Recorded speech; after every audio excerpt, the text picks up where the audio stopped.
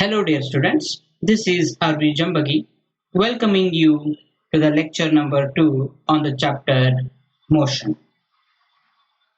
In the last clip, you learned the introductory part of the chapter where you came across the different branches of physics such as classical physics, relativistic physics and quantum physics.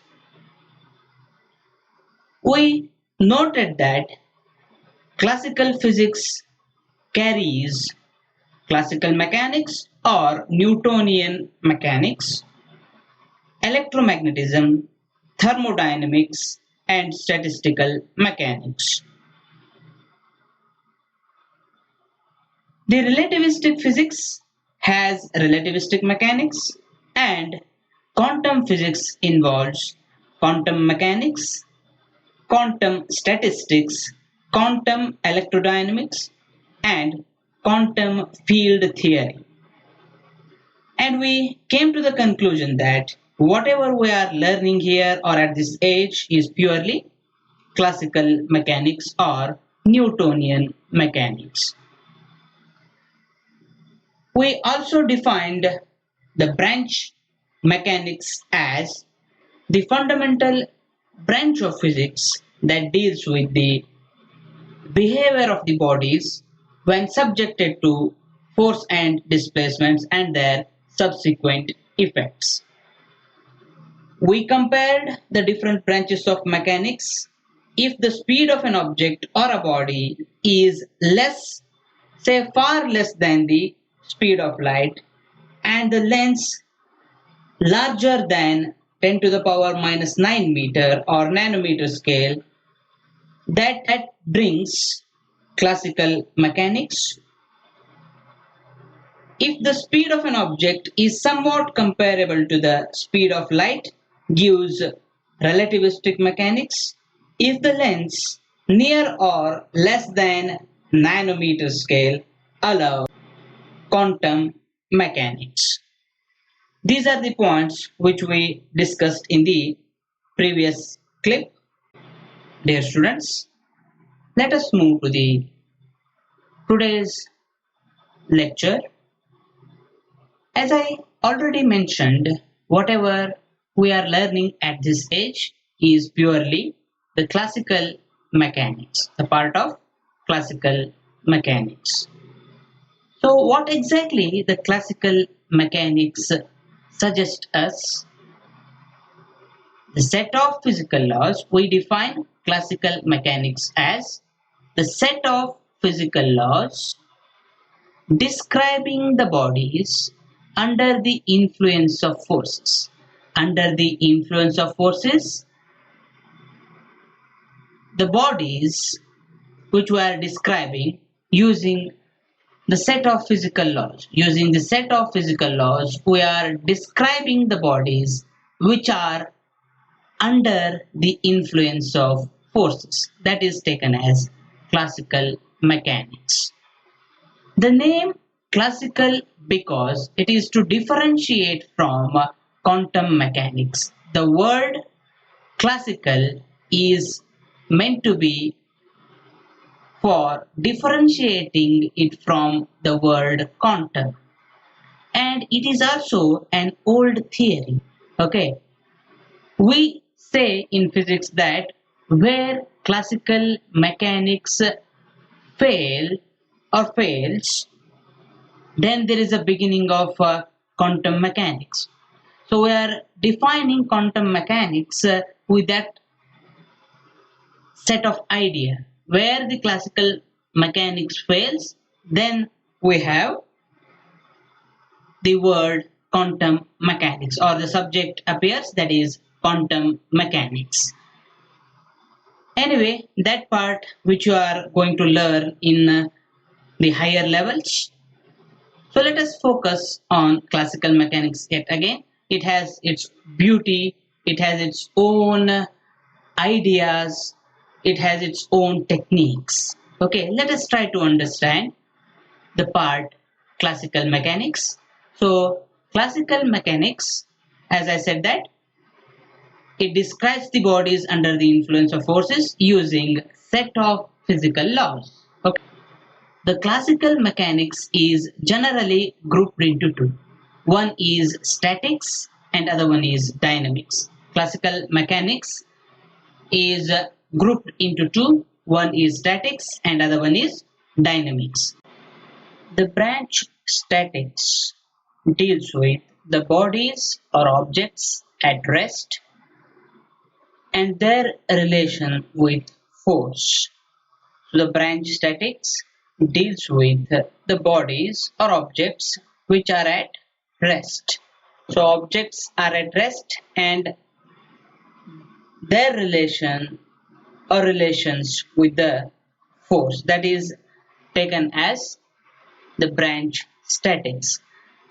So the statics engages the properties, the behavior of the bodies and their relations with the force. And on the other hand, the branch dynamics deals with the bodies or objects are in motion. Okay, the dynamics deals with the bodies or the behavior of bodies or the properties of bodies in motion again and their relations with the force. So that is the branch dynamics. So statics deals with the bodies are at rest and the branch dynamics deals with the bodies in motion. Here we are only engaging the part of dynamics.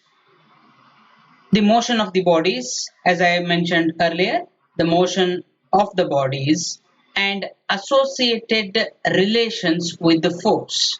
The motion of the bodies or motion of the objects and associated relations with force is known to be as dynamics. Dynamics can be subdivided into kinematics and kinetics. Dynamics is subdivided into the branches kinematics and kinetics. Kinematics, which describes the motion without regard to its causes, in terms of position, velocity and acceleration. Here, in the field of kinematics, we are not taking the consideration of the cause for the position, velocity, acceleration of the body. We are not considering the cause for the motion. Okay, that is nothing but kinematics. Whereas kinetics, which concerned with the effect of force and talks on motion of the bodies having the mass. So kinetics, which concerns the effect of force. So here you are considering the effect of, here you are considering the cause, actually you are considering the cause and subsequent effects of forces and torques on the motion of the bodies having some mass. That is nothing but kinetics. So kinematics describes the motion without the cause and kinetics describes the motion with the cause. So dynamics are grouped into kinematics and kinetics. Here in the 9th standard physics, we are learning completely related to kinematics. So whatever in the 9th standard you are learning, so that is completely in relation with kinematics. Till now, we discussed major branches of physics, mechanics, and all other things. If you are not getting all those points, so let me take those things in a graphical manner. So physics has its own branch, mechanics, one of the branches in the field of physics. So I am considering here mechanics only. That mechanics grouped into three: classical mechanics, relativistic mechanics and quantum mechanics. So As I mentioned that we are only learning classical mechanics. So the classical mechanics is grouped into two yet again, statics and dynamics. Again, ignoring statics, we are only considering dynamics. Dynamics is grouped into kinetics and kinematics. So whatever you are learning here, the part of kinematics. Hope you understood all these points graphically, at least. Dear students, let us enter into the world of kinematics. Here in this part, I am introducing the terms which are related with kinematics. So if you understand all these terms, the motion part which we are learning later, that will be helpful to you. So first one here, object or a body. In physics, an object or a body is an identifiable collection of matter. It is an identifiable collection of matter in three-dimensional space or in 3D space. The identifiable collection of matter is known to be as an object or a body. We are using so many times the word object or a body like that. All the time we are using. So if I am saying a body or an object, you must think a body is an identifiable collection of matter in three-dimensional space. So in the picture, you are having a soft body, a rigid body, a pulley, a bucket. Similarly, different types of balls. Human body is also an example of a body, no problem at all. Similarly, building is also a body. Even you can take earth, moon, all these are the different types of bodies or objects. So whenever we are using the word object or a body, your thinking should be like this only. I hope you are all following this. Let us move to the second one, particles. We are using particles again and again in physics. Particles are small objects or entities to which is due to several physical or chemical properties such as volume, density or mass. In physics, particles are small objects or entities to which is due to several physical or chemical properties such as volume. Here in this example, we have a dust particle gathered over a city. That is nothing but dust particle or dust particles. So particles again occupying volume and have the masses and have different densities. So particles are the small objects or entities that is due to several physical or chemical properties. Similarly, we have the picture showing dust particles yet again in different manner. Similarly, you are having these kind of particles, you call it as particles, no problem. This is also particles. So particles generally meant to be in lower standards, lower say in atomic standards. So in this picture, matter is there. Matter is comprises of, as we already know, that atoms or molecules.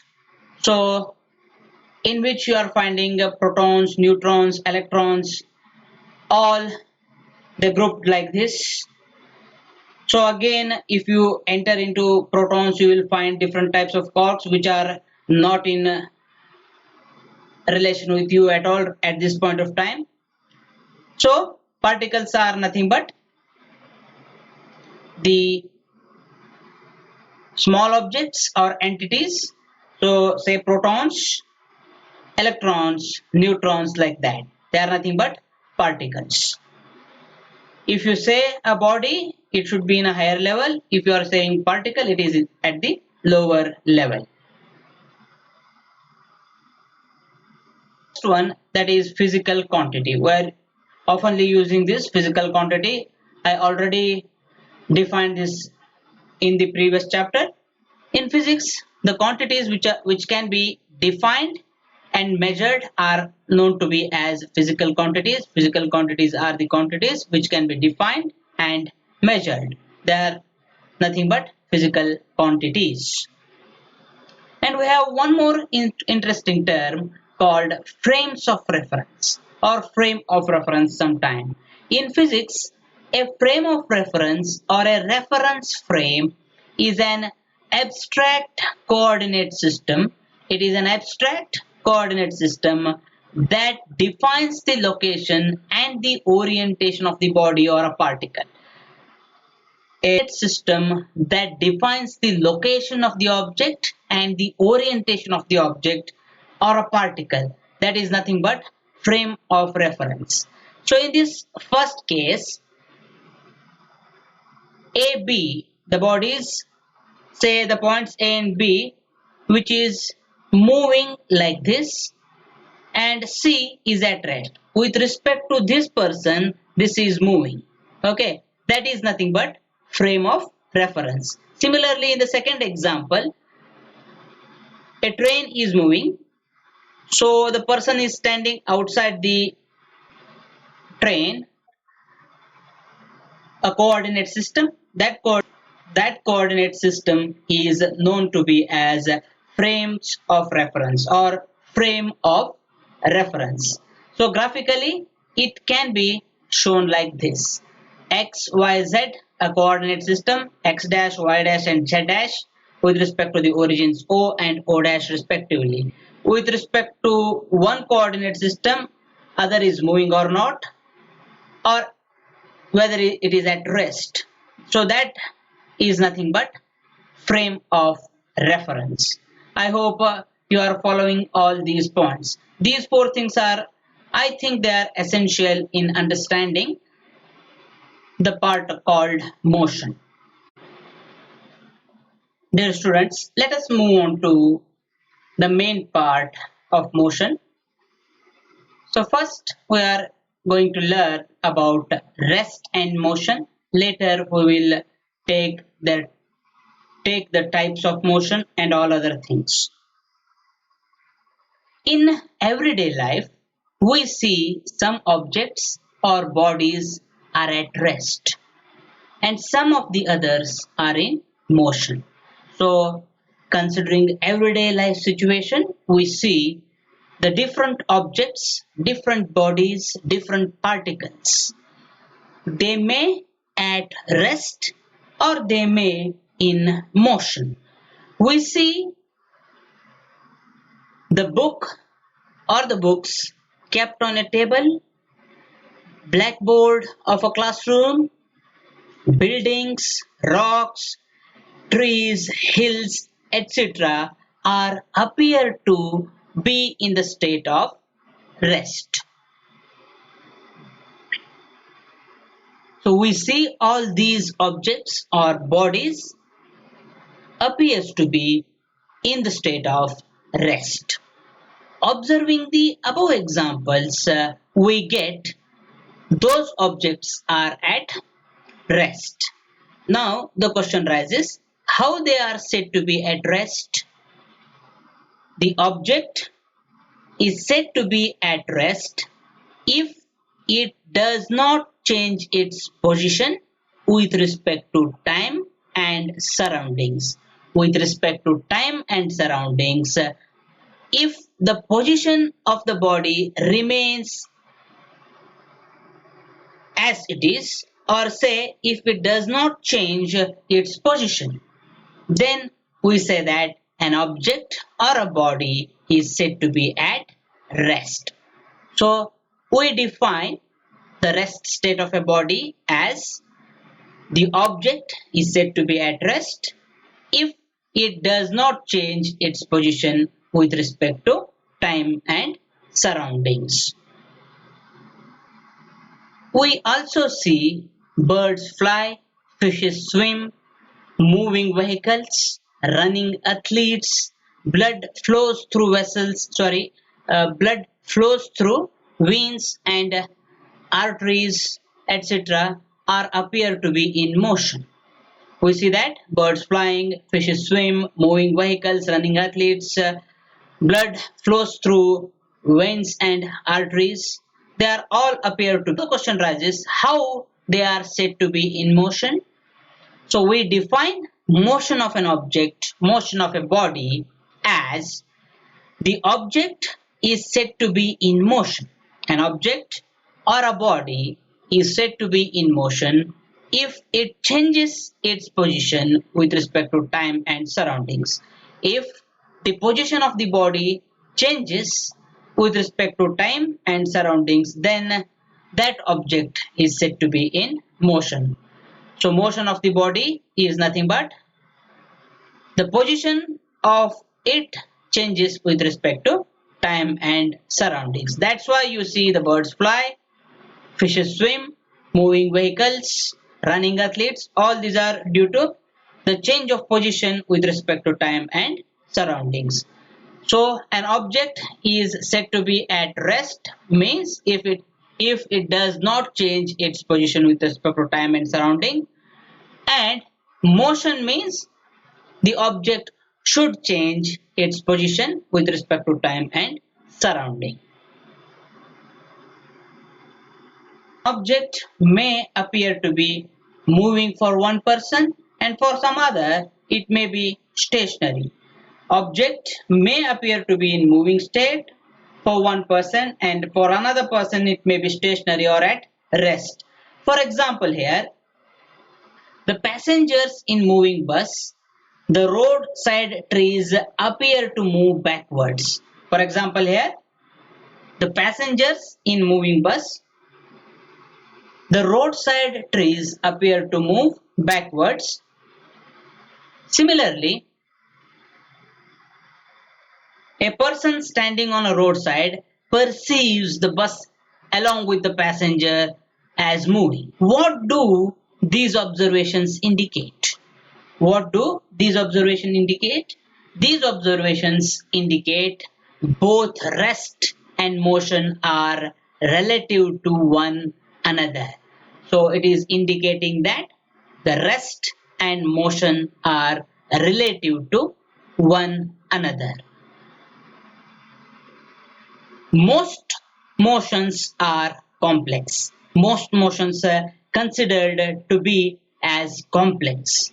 Some objects may move in straight line. Why we are calling the motion as complex? Because some may move in straight line, some may in a random motion, some may be in curved path, and some may be rotating, and some may vibrate. Some objects can move in straight line, some may in random motion wherever they want, and some may be in curved path, some may be rotating, some may are vibrating.